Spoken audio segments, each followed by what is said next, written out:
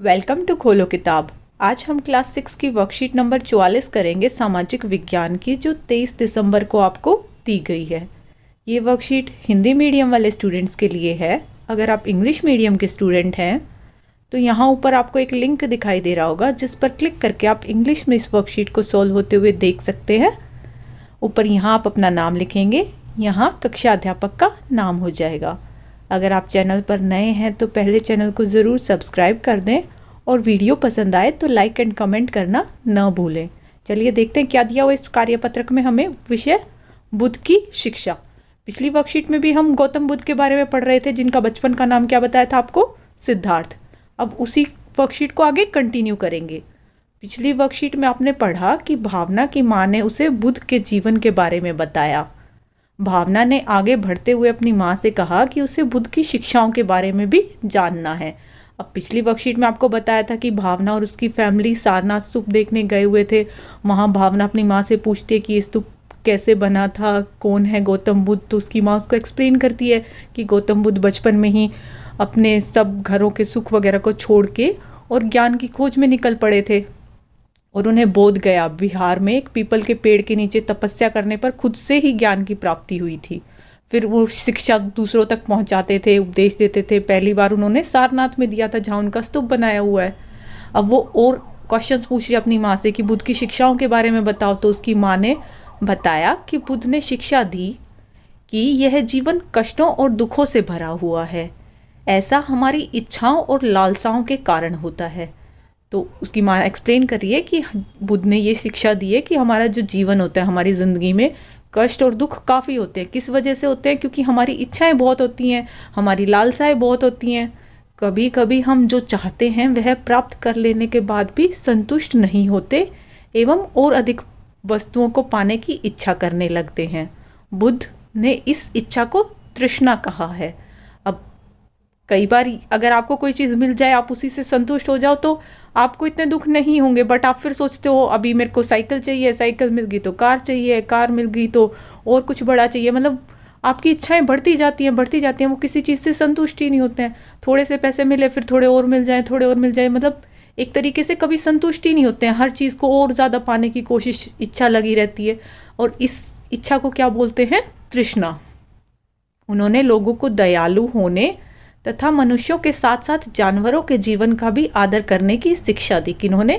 गौतम बुद्ध ने। वे मानते थे कि हमारे कर्मों के परिणाम, चाहे वे अच्छे हों या बुरे, हमारे जीवन के साथ साथ बाद के जीवन को भी प्रभावित करते हैं। बुद्ध का ये मानना था कि जैसे आप काम करते हो, जैसे आप कर्म करते हो, अच्छे करोगे तो आपको अच्छा फल मिलेगा, बुरे करोगे तो बुरा मिलेगा।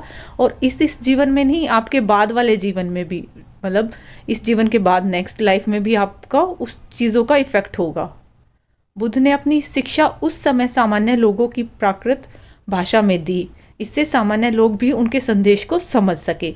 अब वो उसी लैंग्वेज में लोगों को समझाते थे जो वहाँ के लोगों को समझ आ जाती थी, तो सब उनकी बातों को समझ जाते थे, उनके संदेश को। अब नीचे आपको एक ये स्टोरी दी हुई है, किस्सा गौतमी की कहानी।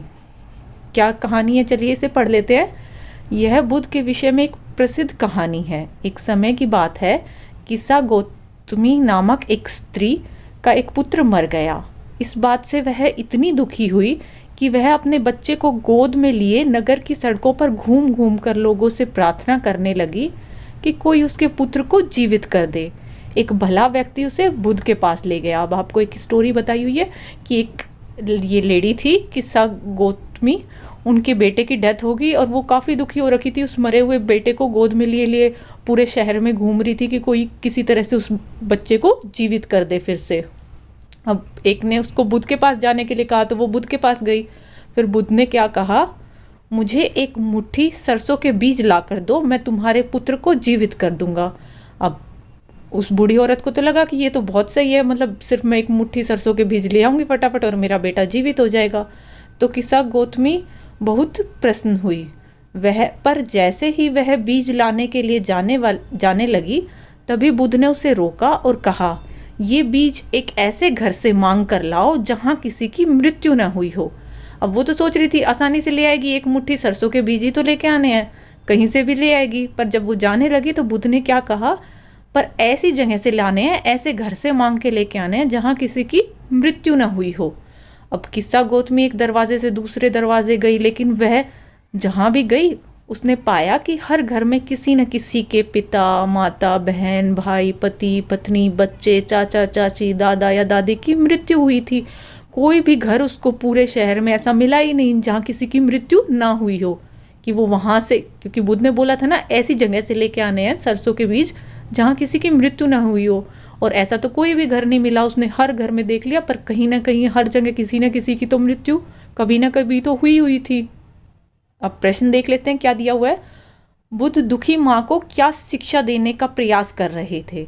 अब ये स्टोरी से क्या मतलब, बुद्ध ने ऐसा क्यों कहा उसको, और क्या ऐसा उसको समझाना चाह रहे थे बुद्ध, क्या समझाना चाह रहे थे उसको। यही बताना चाह रहे थे कि आपका अगर जीवन है तो मृत्यु भी आएगी। कोई भी ऐसा घर नहीं है जहाँ मृत्यु नहीं होती हो। अगर जीवन मिला है तो एक टाइम के बाद मृत्यु आनी ही आनी है।